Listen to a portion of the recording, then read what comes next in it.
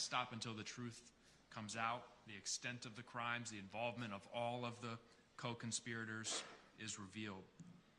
I want to focus on two patterns that have emerged today. First, Epstein and Maxwell weaponizing immigration status and travel documents against survivors, confiscating passports, holding visas hostage to trap women and girls in their orbit. And then when survivors like yourselves were brave enough to speak up, our justice system ignoring you, reinforcing the sense that there was nowhere safe for you to turn. Rosa, Ms. Wild, thank you for being here today. I want to ask you both just a couple questions related to these patterns. Rosa, can you tell us again how Epstein used your visa status as leverage to keep you under his control? O1 visa is a visa for an individual with extraordinary abilities, and it takes a lot of documents to obtain that visa. I have helped one individual to obtain similar visa, and I learned the amount of documents needed to be gathered. Looking back at my case now, I did not have documents to obtain that visa. I am 100% sure of that. My agency being able to obtain that visa for me in such a short time, which was less than 6 months, it's a miracle. You try to do that right now, you won't be able to. I want to know how.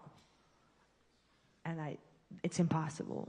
So I knew that my visa was linked to him, and if he is unpleased, I would be sent back.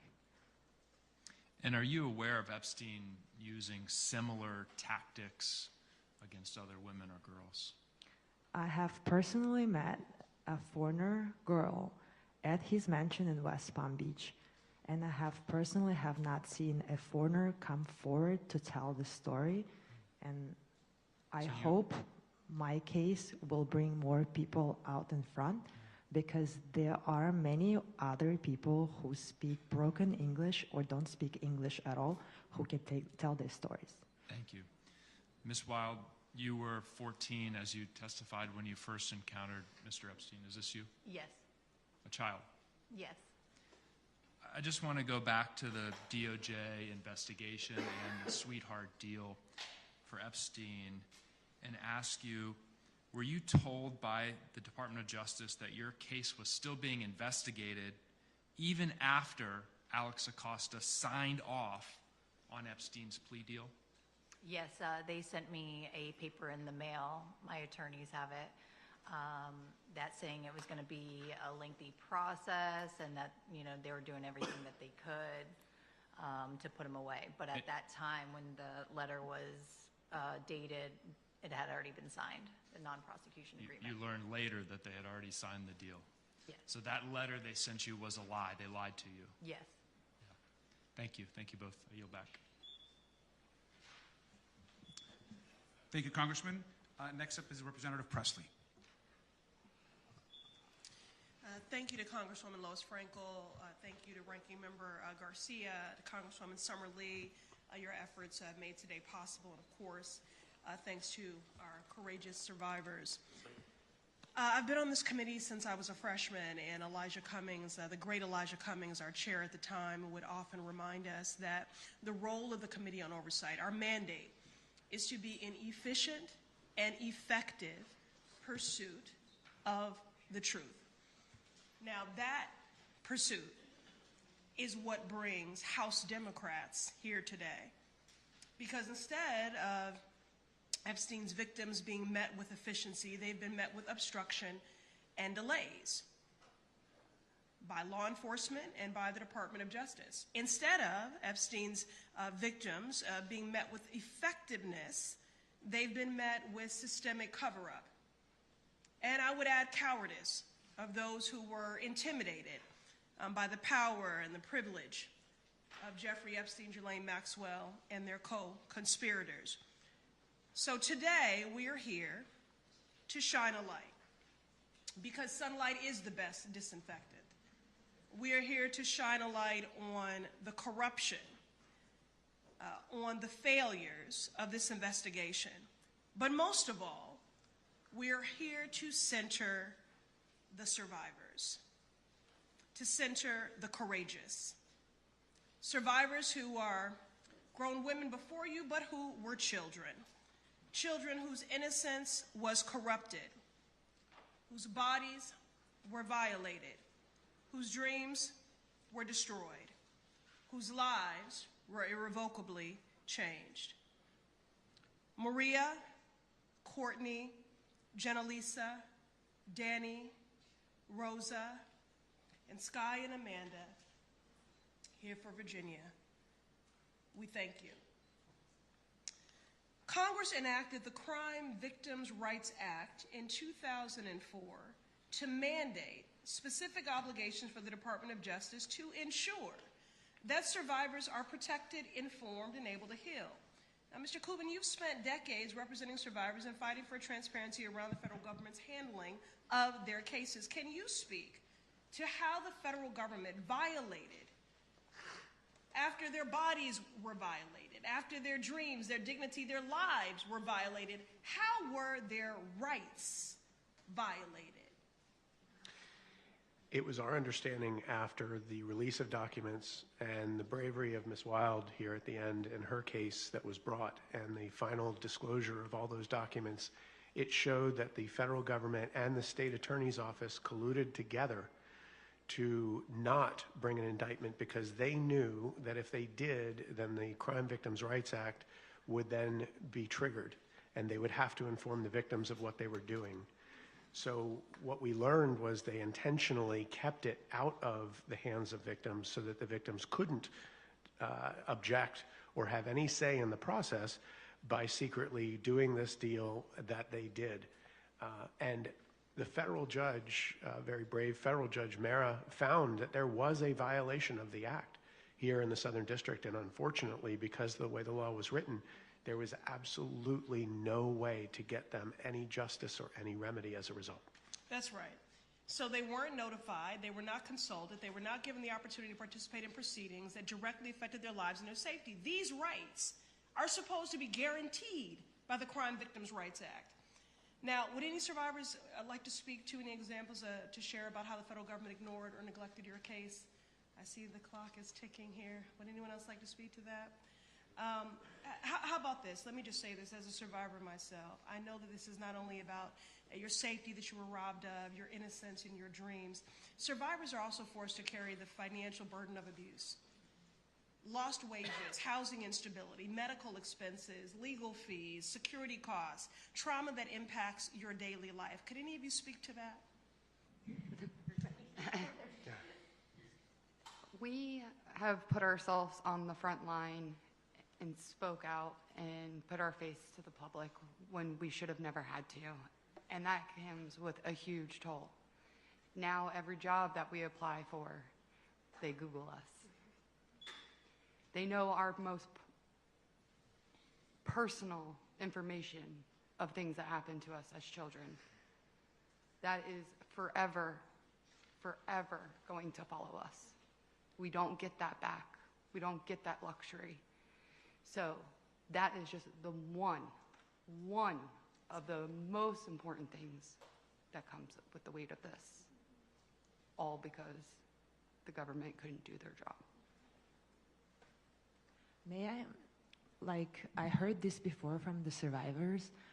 I'm a really cool person if you meet me outside of here. I have a life stories, but these release of documents made me something else.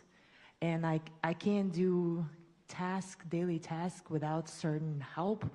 And I have a support system and I'm grateful for it. But if I didn't, I don't think I would be here today alive. So it's really hard. I want to tell the world, like, it's hard to be here today. I'm very uncomfortable. I'm trying to look like I'm okay, but I'm not okay. Yes, would anyone else like to speak to the financial burden of abuse, lost wages, housing instability, medical expenses, legal fees, security costs? So I was going to when I was younger, when I met Jeffrey, I experienced a lot of homelessness. So I think I misunderstood your question, but Well, no, say whatever you would like. Yes, ma'am. I was just going to say that, just like you were walking over the bridge, a 14-year-old going to Palm Beach, it was like as soon as you go over that bridge, you just feel the money and power, and it's just such a contrast. If you go down Okeechobee to Okeechobee and the Turnpike, there's a road called Drexel, and it's a mobile home street. There's a lot of, that's where I came, that's where I was from. So to go from here to there is just, it's so confusing. I was homeless. My parents had addiction problems.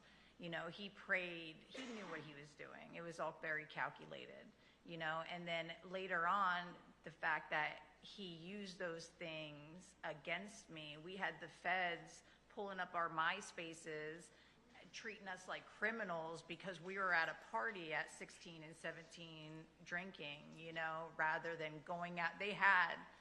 So for me, it's so sad that he knew who he preyed on. He preyed on young, especially in Palm Beach County, he preyed on us kids who came from troubled backgrounds and everything else, and they portrayed us as these underage prostitutes. Which is that a real charge? Is it? Like, what was the statute number? I'm on his charge that he took. Spencer should, right? Is that a real charge? It was bizarre to us even at the time, but it made absolutely no sense, and the statutory guidance was very questionable given that they were minors. But speaking to Representative's question specifically and representing survivors over the last 30 years now, it affects not just the survivor, it affects their family, it affects the way they raise their own children if they have daughters. It affects their mental stability and ability to maintain employment. Try telling a survivor they've got to pay a lawyer for 20 years straight if they want to get justice. It's impossible, especially with a law that doesn't provide any remedy. So they've got to seek out victims advocates that are willing to do it for free.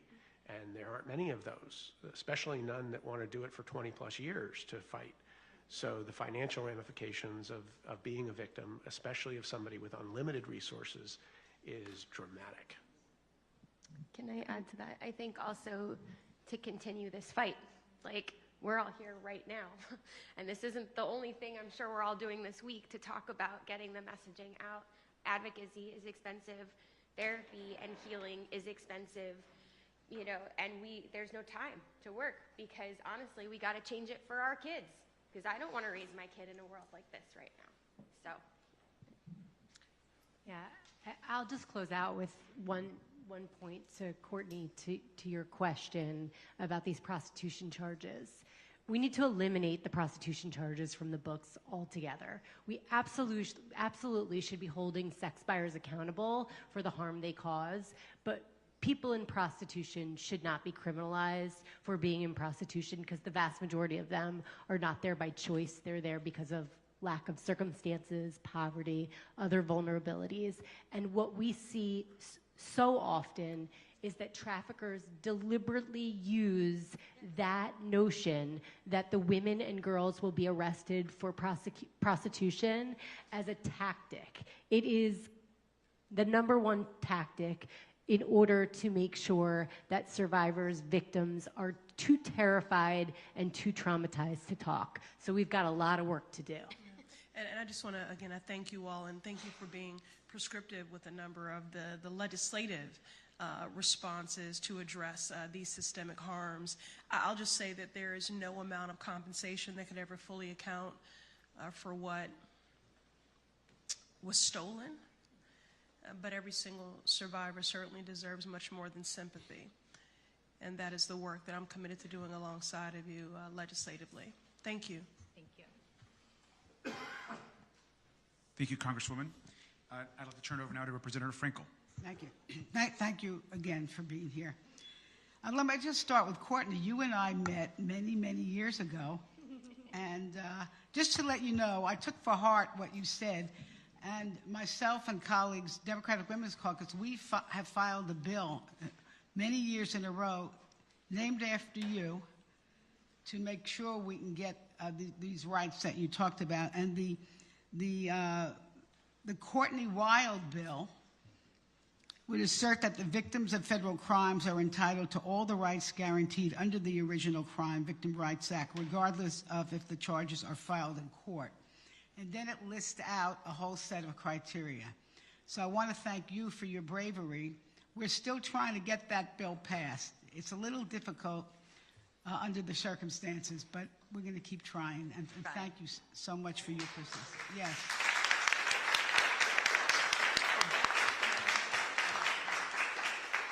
Now, I want to tell everybody, I don't think I was able to tell you exactly why it took so long to have this hearing in Palm Beach County, because I think many of us always believe there are 3 witnesses who have been missing, who must be asked the question, why did Jeffrey Epstein get the deal that he got, and why were the survivors so mistreated in the grand jury room?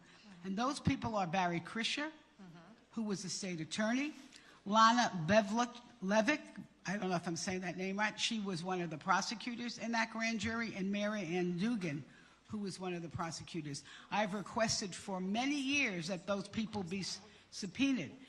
We almost had an opportunity. In 2019, Karen Maloney was the chair.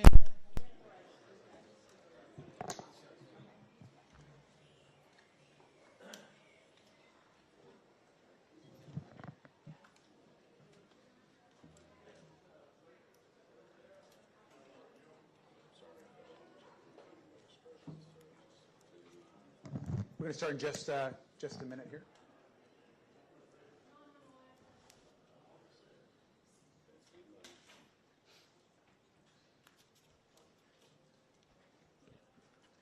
Okay, well, thank you. My name is Robert Garcia. I'm the ranking member of the Oversight Committee. Of course, I'm here with members of the Oversight Committee on Democrats that are clearly focused today on the survivors and accountability, truth, and justice. We're going to hear from some of our committee members here in just a second. I want to just give some thoughts and then answer any questions. Now, we're here in Palm Beach County because so much of this investigation brings us back to this location. We know that the crimes of Jeffrey Epstein and Ghislaine Maxwell, the horrible things that happened to so many women and girls, totaling 1,200, could have been stopped and halted had authorities here been listened to, had prosecutors made recommendations to the U.S. Attorney, had been listened to, had survivors been listened to, but time and time again, whether it was at the law enforcement level or whether it was at the U.S. Attorney's Office by Alex Acosta and others, that justice was denied and survivors did not receive justice. We know that that led to the additional abuse and trafficking of women and girls, including of Rosa, who you heard from today. And you heard her horrific story, and had folks listened, that would not have happened to her and to so many others. We also want to be clear that, especially after today, we want to hear and are demanding to hear from the line prosecutors and law enforcement officials that made some recommendations to prosecute additional names, to go after co-conspirators, and yet were denied those charges, and that evidence was pushed back because of decisions made by the U.S. Attorney at the time, Alex Acosta. Now, we've talked to Mr. Acosta in the past, and we have additional questions. And I think it's important for anyone that was involved in the case here in Palm Beach to know that while we have reached out to some folks to speak to us voluntarily, you will be compelled to answer questions when Democrats are in the majority. If you were involved in this case and tried to do the right thing and made recommendations to the U.S. Attorney to bring prosecutions, we encourage you to testify and to bring information to the committee. But if you're unwilling to do so, we are going to compel that testimony because those survivors deserve to understand who and why decisions were made to not move forward with prosecutions that then led to the abuse of so many more women and girls. I'll also say that I want to reiterate to the Attorney General that we expect to see her in front of our committee in just a couple of weeks, and that we expect Republicans and James Comer, because it's his decision alone, to ensure that that testimony is recorded under oath and released to the American public. The survivors deserve nothing less, and I want to again thank them for their courage today to provide testimony under oath. With that, I'm going to turn this over to Representative Frankel, who of course hosted us here today. Thank you. Thank you to Mr. Garcia and my colleagues. I've been trying to get this hearing here for many years, and I thank you so much for finally bringing folks here. Because, folks, so much of the truth lies here, hidden in Palm Beach County, and we still have yet, under oath, heard from some of the key players. Barry Krischer, who was state attorney at the time, the two prosecutors he sent in to a grand jury room to debase our survivors.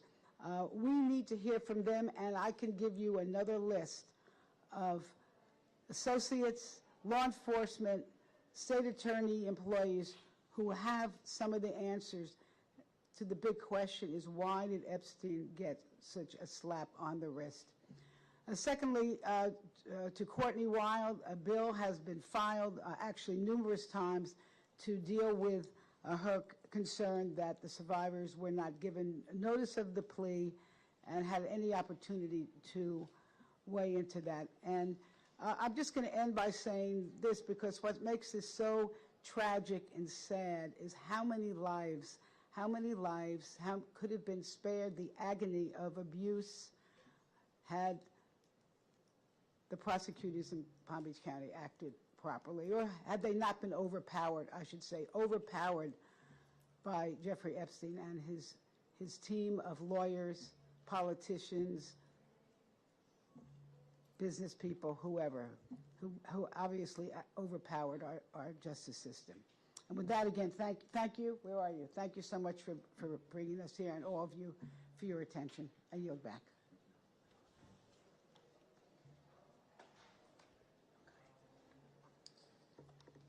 So, you know, we're here at ground zero for where Epstein's crimes occurred.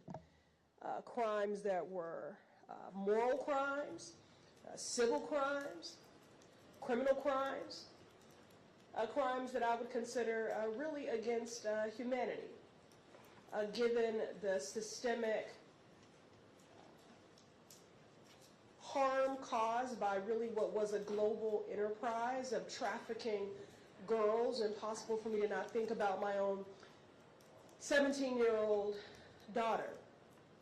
Again, you see grown women before you who are courageous in their refusal to be silent, but they were mere girls, 14, 15, 16, 17, talented artists, dancers, aspiring teachers, lawyers, models. Their bodies were violated, their dreams devastated, their lives irreparably harmed.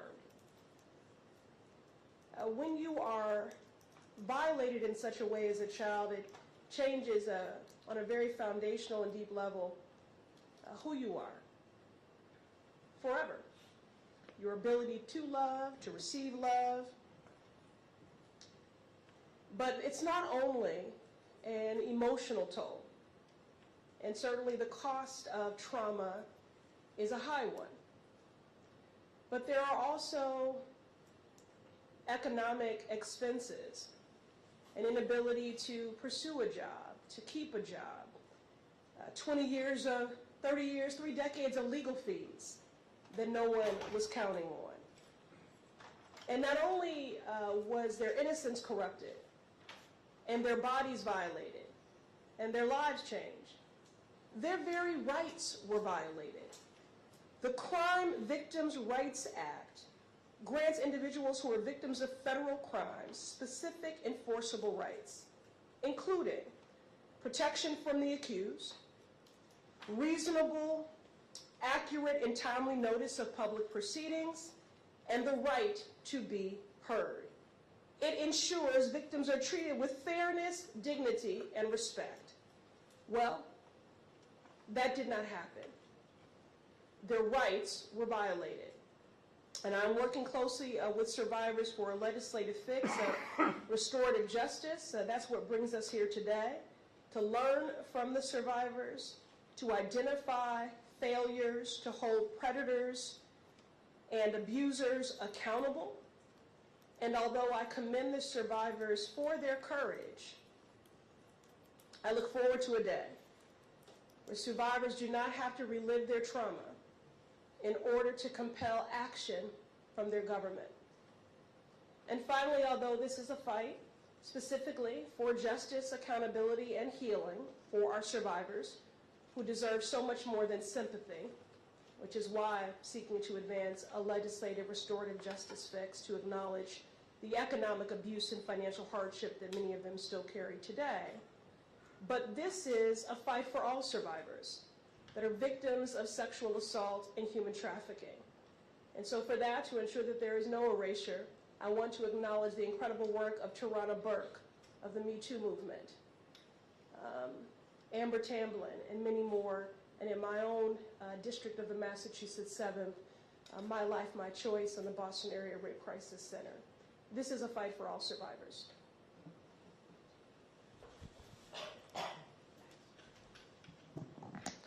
Good afternoon. I'm Melanie Stansbury, and I am very deeply proud to represent New Mexico's 1st Congressional District and to be part of a state delegation in New Mexico that is seeking to turn the Epstein files into Epstein trials. As we stand here today, New Mexico is the first and only state to pass a state law to investigate this case. And what I think is extraordinary about today, and I want to acknowledge Congresswoman Frankel, is that this is the first congressional hearing on this case to ever be held in West Palm Beach. Think about that. The first criminal allegation against Jeffrey Epstein happened more than 25 years ago in this community. Police looked the other way. Your state Attorney General looked the other way. Our national and federal attorney generals and investigatory bodies looked the other way. The FBI had gobs of evidence that there were criminal enterprises going on here in this community that included the exploitation of children, the trafficking of children across state lines, international trafficking of children and women, and financial crimes. And over the last 2.5 decades, not a single congressional hearing has been held on this case here in this community where it all started. And so I want to say thank you to Congresswoman Frankel and to our soon-to-be chair of the Oversight Committee, because we would not be here if it were not for them and for the survivors who were brave enough to show up today and to tell their stories on camera for the world to hear. Now, I just want to say this as I close out my comments. There are lots of discussions about the failure of the system to hold Jeffrey Epstein, Ghislaine Maxwell, and the potentially dozens of men who exploited young girls and trafficked and participated in the sexual exploitation of survivors.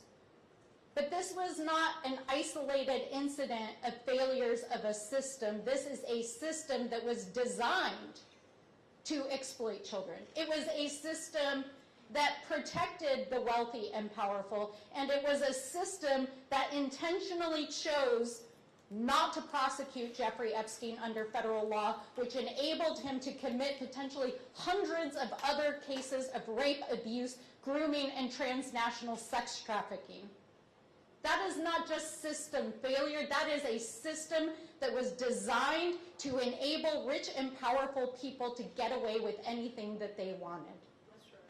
And so we're here today to make sure that the voices of survivors, that the stories of survivors are heard not just in this community, but across the world, and to make sure that we take on that system directly. To say we are not going to stand for this one more moment, and to end the injustices that have allowed this to happen in this community, and communities all across the country. And so we demand accountability, we demand action, we demand that Pam Bondi show up for her deposition, we demand that Donald Trump release the Epstein files, we demand that Todd Blanche actually prosecute these crimes, and we demand accountability for every single perpetrator that is still out there. We are coming for you.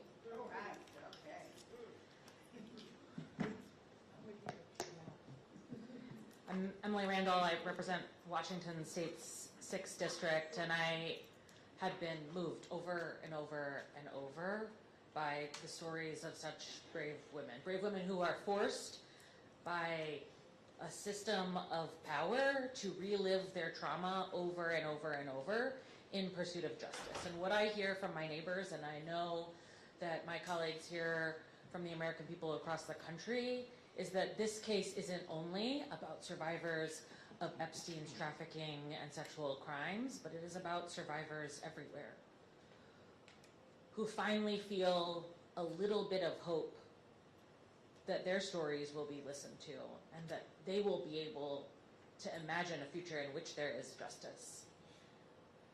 But we're not there yet, because we still are experiencing a Department of Justice that is engaging in a massive cover-up. 2.5 million documents still unreleased in this Epstein investigation. And yet, the release over and over and over again, thousands of times, of the names and personally identifying information of survivors. There's nothing else to call that but witness intimidation, because it cannot be accidental, the number of times that co-conspirators and powerful men have their names redacted in the files and survivors' names are unredacted. No matter how many times they have asked for that privacy and protection, no matter how many women testified under the understanding that they would be identified as Jane Doe, we are seeing information about survivors who have already been traumatized over and over and over again be released as part of this cover-up and part of this intimidation strategy. We are going to continue to fight so that those who are actually culpable, the dozens, hundreds of people who are actually culpable, have their day in the sunlight, that we record their testimony, that we investigate this to the full extent, and we are committed every day to working alongside the survivors to ensure that they are protected to the best of our abilities. Hi everyone, Yasmin Ansari, Congresswoman from Arizona's 3rd District. I was a child just a few years younger than many of the women who testified today when Jeffrey Epstein was carrying out his heinous crimes right here in West Palm Beach. These women were girls at the time, over 1,000 girls. Girls who should have been protected, but girls who were failed by adults, by institutions, and by their government. And what happened here in West Palm Beach and across the country and across the world was not simply just about the evil of one man. It was a systemic failure that was shaped by inequality, by influence, and by impunity. All of this has been exacerbated by the most corrupt administration in American history, carrying out the most egregious cover-up in American history. And this systemic failure requires systemic solutions. In the minority, oversight Democrats, led by Ranking Member Garcia, have forced everything that has gotten us to this point today. We would not be here if it were not for Democrats on the Oversight Committee pushing every subpoena, pushing for these depositions, pushing for these transcribed interviews, pushing for Pam Bondi to come before the Oversight Committee. This has been an egregious cover-up by the Trump administration, but also a complete abdication of responsibility by Republicans on the Oversight Committee, barring a few, and by Republican Chairman James Comer. And we will continue, whether now or when we are in the majority, to make sure that every single person who enabled, who perpetrated, or who covered up these heinous crimes will be held accountable. And we know from what we heard from the women today, and we've known this, it's in the files, that there are rich and powerful men out there right now continuing to live their lives without any consequences. And we assure you that day will end. Good afternoon, I'm James Walkinshaw from Virginia's 11th District. We're here today in Palm Beach County, ground zero, the center, the place where Jeffrey Epstein and Ghislaine Maxwell's massive child sex trafficking ring started. We're just miles from Mar-a-Lago, the place where the close friendship between Epstein and Donald Trump grew, where Virginia Giuffre was trafficked and later raped by Jeffrey Epstein. And we heard today powerful stories from survivors, including Rosa from Uzbekistan, who was recruited and held hostage by the visa that Epstein controlled. Powerful stories. And I hope the world was watching. I specifically hope that Alex Acosta was watching, because we learned today from Rosa that she was raped time after time after time by Jeffrey Epstein while he was serving the sweetheart deal sentence that Alex Acosta gave him. While he was on unsupervised, very unsupervised release, he was continuing to commit the very crimes that women like Maria Farmer and others brought to the attention of the FBI decades ago. I hope another person was watching today. I hope Pam Bondi was watching. And I hope she saw the courage of the survivors here today who told their stories, in most cases, again, in front of all the cameras, with all of the bright lights for the world to see. And I hope Pam Bondi will feel some shame for the fact that she has tried time after time after time to avoid public accountability. She wants to answer questions behind closed doors, in private, where the world can't see it, with no video. Well, Pam Bondi, that is not good enough. That is not good enough. You need to show 1 ounce of the courage that the women here today showed. They deserve your public testimony on video. The American people deserve it too. I'll go back to the ranking member. Thank you. We're going to open up for a couple questions. Before I do, I want to say a couple important things to close. Number one, I hope today reminds the public that this investigation is not a hoax and it's not over, and that unlike Todd Blanche, the acting AG, who just a week ago said that the DOJ was moving on from the Epstein investigation, we understand that it is alive and well and moving forward, and we have a lot of work to do ahead of us. And the second thing is, for this community, it's important for the folks of Palm Beach County, Palm Beach, West Palm Beach to understand and to know that there's a lot of folks that worked for law enforcement, that were lawyers involved in this case, that were investigators, or that have heard stories or know information or evidence that we want to access. So I encourage anyone from the Palm Beach community that we have information about Jeffrey Epstein, Ghislaine Maxwell, the crimes, or the cover-ups that happened, to please contact the Oversight Committee. We have a protected system, a whistleblower system, that we encourage you to please access if you have information that could help us in our investigation. And with that, I'll open it up for any questions. Your last interview now as a committee is scheduled for July 15th. Do you expect that there will be more before the election? How many and who, by name if you can, do each of you most want to hear from as your investigation continues? Look, we're working right now through a list of additional subpoenas that we want to get through. Some we're communicating directly with the majority on, so we're waiting to see if they move on those or not. But I think it's safe to say that we're interested in speaking to anyone that was involved, particularly prosecutors that were involved in making recommendations about the Sweetheart deal, what happened here in Palm Beach, and more broadly in some of the other cases that were brought forward to the government. That's one piece of folks we want to speak to. We also have additional questions for other folks that we believe were involved in assisting Jeffrey Epstein and Ghislaine Maxwell. Some of those you and I discussed earlier, but we're not at this moment ready to release additional names. Tara Palmer, the Red Letter. If you win back the House in November, will you bring back the people that were already called in to testify since they testified behind closed doors?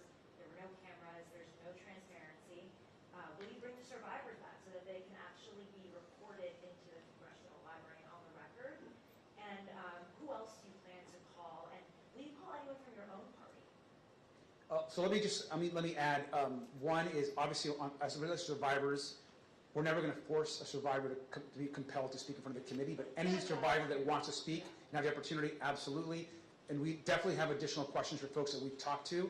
I'll take Alex Acosta as a very good example. We'll definitely have additional questions. As far as members from our party, we have been nonpartisan in our approach. We don't care if you're a Republican or a Democrat, we'll talk to you. And I think we said earlier that we have additional questions. I want to understand why Merrick Garland in the former Justice Department, under the Biden administration, did little to nothing to bring justice for the survivors or have additional prosecutions. And so Merrick Garland, for me, is at the top of that list of folks that we need to speak to and ask questions of. What about Bill Burns? And I think there are a variety of other folks, and if anyone else wants to add to that, there's a variety of other folks we want to speak with. Yes. Yes, Representative Garcia, Dave Bondi, WPTV. It was hailed as a victory when the bill passed the House where the files were going to be released.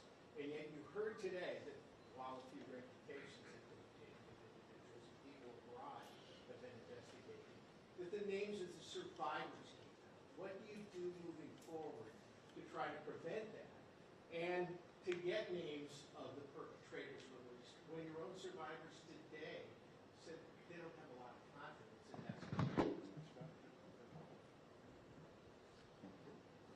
I mean, I put the blame squarely on former Attorney General Pam Bondi for that. She has had a direct hand in this cover-up from the beginning. Not only did they move slowly, but they were sloppy. We heard from survivors, as you mentioned, that their lives have been destroyed while names of men and co-conspirators who committed the crimes were redacted. So I think that there needs to be that's why we need to hear from Pam Bondi at the end of this month, under oath, on camera in front of the American people, because she is to blame for this, and there should be, I believe, accountability for her and for what she did here. She has ruined lives. I mean, we heard such devastating stories today about people's children hearing these stories for the first time, women whose details of their sexual assault and abuse was revealed because of the botching of these files. The law was very clear that any personally identifiable information as it pertains to survivors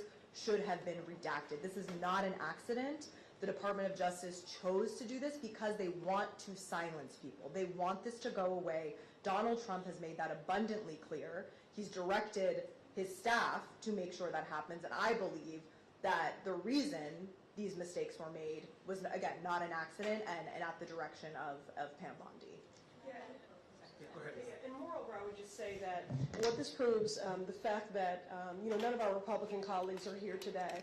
For Democrats, this is not a midterm campaign strategy. This is not about political gamesmanship or upsmanship, but clearly for them, fighting for naming the Epstein files in their campaigning. The Epstein files, by the way, are real people. These are real people's lives, right? That was just purely political for them. As proven by their obstruction and by their defiance and their unwillingness to comply with legally binding subpoenas. And then finally, I would just say something that really just stayed with me today. There have been so many instances of insult to injury. Not only were vile acts committed by this vermin in their predator, pedophile Ponzi scheme that is a lifetime sentence for these survivors. This trauma is showing up and manifesting in their lives in so many ways. But it is insult to injury that there was an institutional betrayal by law enforcement, by the Department of Justice, and now today by House Republicans. And their rights were not honored in the Crime Victims' Rights Act. And the fact, as Congresswoman Randall speaks to, that their names have been unredacted. That was some of the most devastating testimony here today, this insult to injury. And in the words of Virginia Giuffre, we need to know who the monsters are. We need to follow every single road. We don't care if they're Democrat, Republican, independent, what state they live in, what their job is, if they're a politician, if they're a president, or if even they are a prince. We will follow all roads because this is not political for us. This is deeply personal. This is about these survivors and their families. And every monster, in the words of Virginia Giuffre, needs to be named and shamed because they could still be out there committing these evil, vile acts. Last question. I just want to know if former state attorney, Mr. Fisher, if he's been invited to testify, and what could his testimony yield in terms of public? What I can say is that we have invited some former Florida officials to testify voluntarily. That has yet to happen, and so we are prepared to compel testimony in the future. That's something that we're looking at right now. Thank you very much.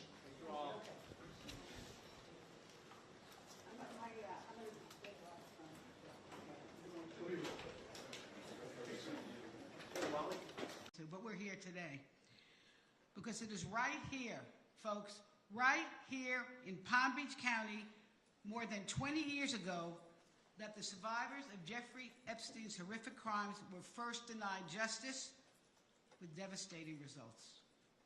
In 2005, the Palm Beach Police Department, led by then Chief Michael Ryder, I'm giving him a shout out, a good guy, he uncovered a deeply disturbing pattern of predatory sexual abuse by Jeffrey Epstein and his associates, targeting women, of course, and young girls, many recruited from our local high schools right here in Palm Beach County. The police did their job. They listened to the survivors. They built a serious case. Then they brought it to then State Attorney Barry Krischer. I call his name because his succeeding prosecutors are not involved. But instead of filing charges, was it overwhelmed by the power, by the wealth? He sent the case to a grand jury where prosecutors shockingly minimized the abuse, limited the witnesses, and treated vulnerable young girls as if they were criminals. And you can read that grand jury testimony yourself. At the urging of Krischer's prosecutors, the grand jury returned just one count against Epstein, and it is jaw-dropping: solicitation of prostitution, punishable by up to 60 days in jail. How crazy and wrong, an abomination, if you ask me. Disappointed and alarmed, Chief Ryder took the case to federal authorities, and what followed was more shock and awe to the justice system. In 2008, as we've heard, Acosta approved the secret, shameful, non-prosecution deal without notifying the survivors, and then sent the case back to Palm Beach County. Epstein was allowed to plead guilty to solicitation of prostitution, solicitation for a minder for prostitution. Really? That was that? And then he got an 18-month sentence, which he served about 13 months, federal immunity from prosecution here in South Florida, immunity for unnamed co-conspirators, and work relief privileges. Listen to this. He had work relief privileges that allowed him to leave the jail each day to continue his systematic sexual exploitation of women and girls. And the most troubling also, a deal was hidden from the public, and the full extent didn't come to light until reporting from the Miami Herald and the Palm Beach Post, who brought the fight to bring the grand jury records into the open. Justice was denied without explanation, and listen, I'm hoping as we move forward, these local prosecutors must be subpoenaed and they must be questioned under oath. Because they,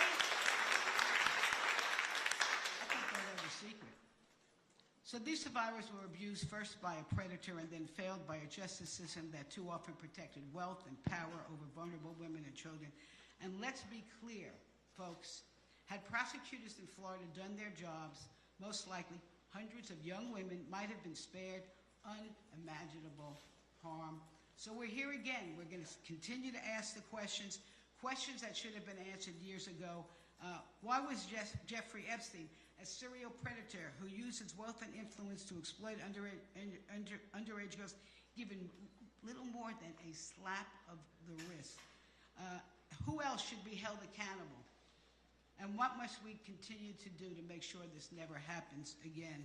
We owe the survivors and the public the answers and more. And with that, I thank you, and I yield back.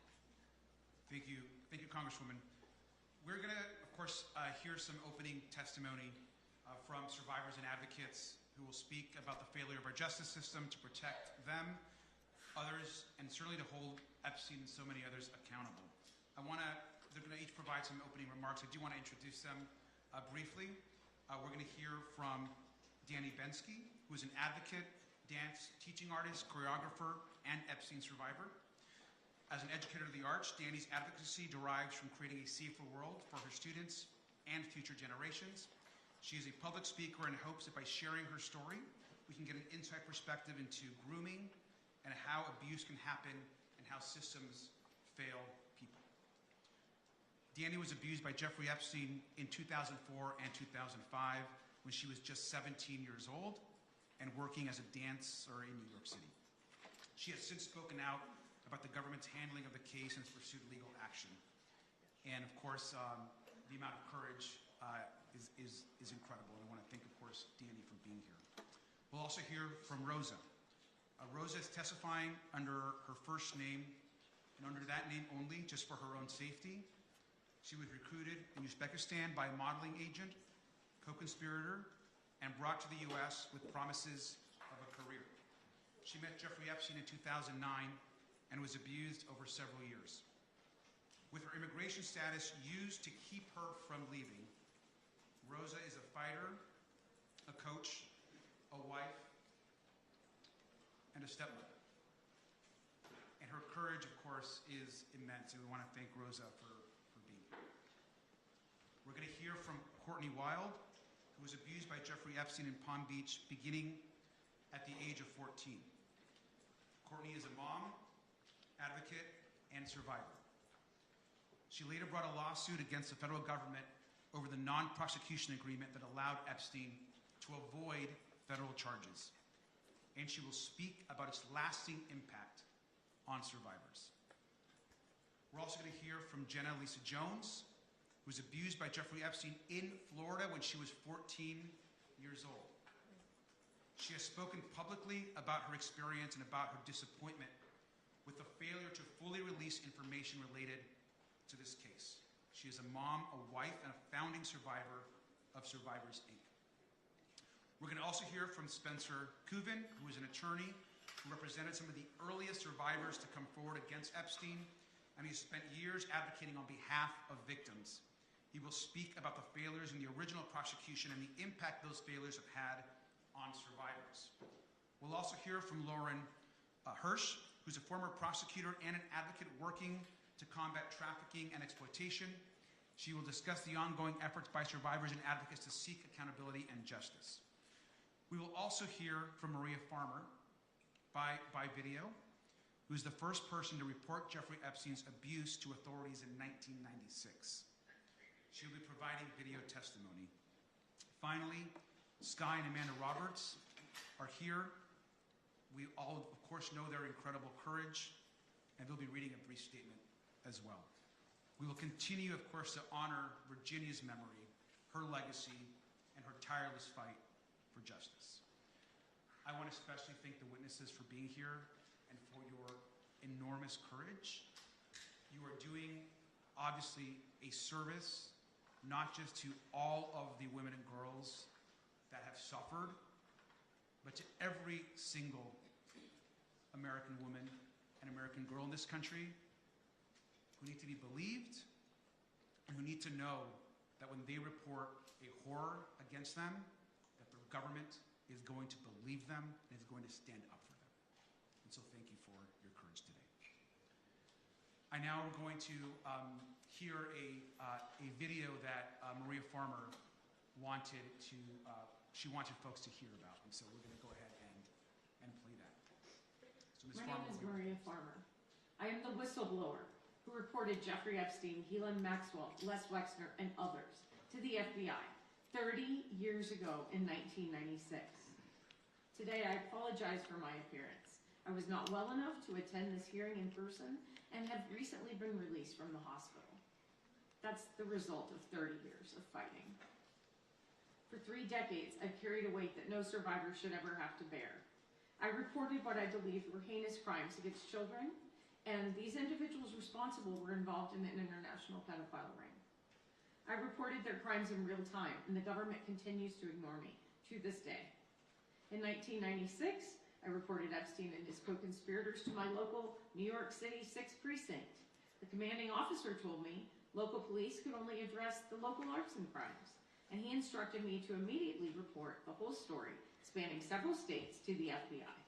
He told me that it was vitally important that I tell the whole story to the FBI, which I did. The FBI asked me questions, said they were familiar with some of the perpetrators I identified, and gave me every reason to believe they would respond. That failure, that single moment when law enforcement refused to take action, set off a cascade of injustice and grave repercussions to my sisters, my family, and so many others, and to me personally, including my health and well-being. The FBI's decades of failure and inaction led to countless more girls and young women suffering abuse and trauma that could have been prevented. Individuals like Virginia Jeffrey, Anushka DeGiorgio, Shantae Davies, Marika Chartoni, Danny Bensky, Jenna Lisa Jones, Ashley Rubre, and Jennifer Rose, among others. Each survivor represents a life changed forever, suffering that could have been spared if the FBI had done their job in 1996. The failures did not stop there. In 2006, the FBI tracked me down, stating that they searched for me because they knew I had reported Epstein 10 years earlier and no one else had. They urged me to testify in a federal criminal trial against Epstein and his co-conspirators, and they promised that they would get him this time. I trusted them again, relied upon them again, and they betrayed me again. Rather than following through with their promises, the government offered Epstein a sweetheart deal and shielded powerful individuals from accountability, and they persist in granting special treatment to certain people to this day. I have received death threats from Maxwell and her associates, including one instance where they threatened to burn my apartment down. And those threats have not stopped. I have been subjected to more than 3 decades of ongoing harassment, vicious challenges to my truthfulness, and real danger from internet instigators, trolls, and more. Meanwhile, my numerous efforts to obtain my 1996 report from the FBI have been rejected time and again. In 2023, I wrote a letter to the government asking for an investigation of the government's actions or inactions in response to my 1996 reports. The Inspector General replied, saying they were busy with other things, would get back to me, and they never did. I sent multiple FOIA requests for my FBI report records. In January 2025, in response to my most recent request, the government said that they would get back to me in November of 2027, a delay of 3 years.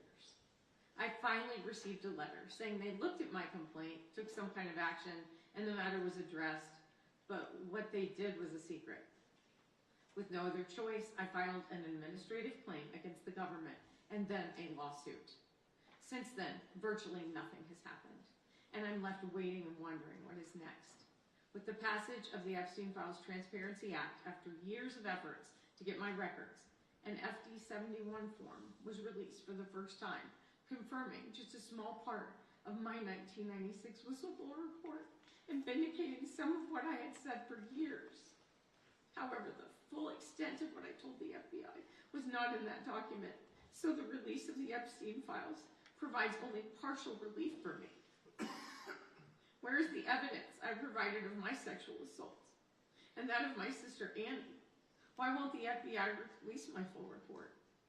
The failures of those sworn to protect us have overwhelmed me. Doing my civic duty has cost me dearly.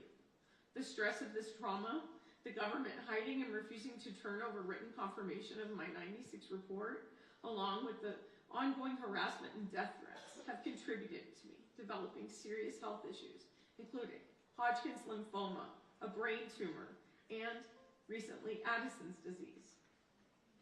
In the last month, I have spent 23 nights in hospitals, including multiple nights in the ICU. Along with my health, it has robbed me of my career. In 1996, I was fresh out of graduate school and living a life that I had always dreamed, creating and selling art in New York City. When I was assaulted, threatened, held captive, my career was halted, and the trajectory of my life was thrown off course. So many others had their dreams shattered by these crimes, and they could have been prevented.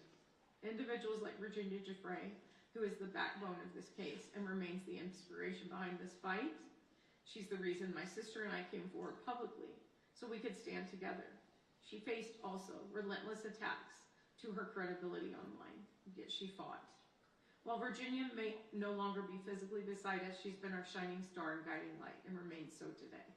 The rest of humanity owes it to her legacy to continue this quest. We are still walking down the trail that Virginia blazed for us, so let me be direct about what we need.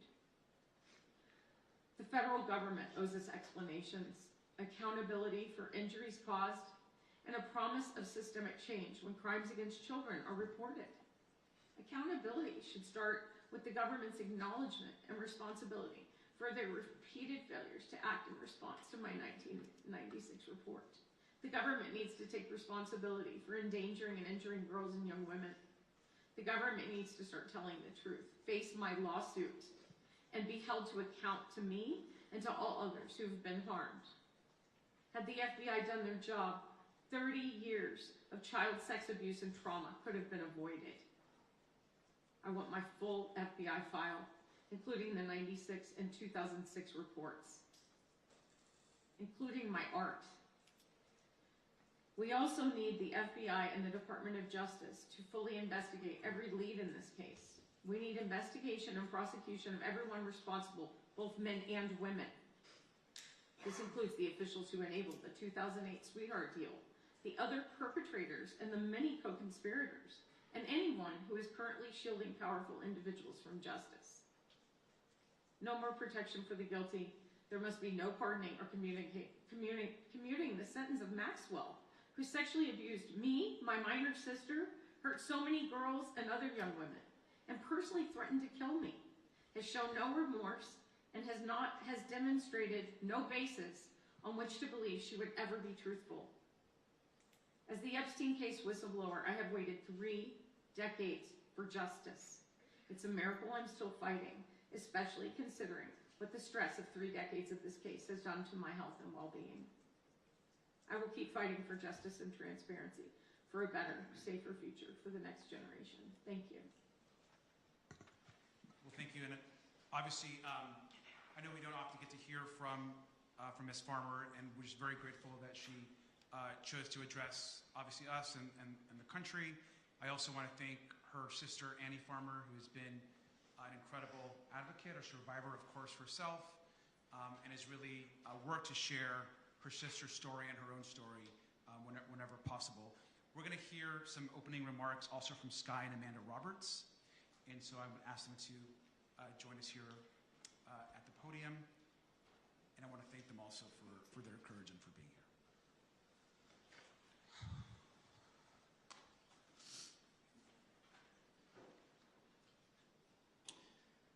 Thank you, Representative Garcia and all members here today. We deeply appreciate the opportunity to be here.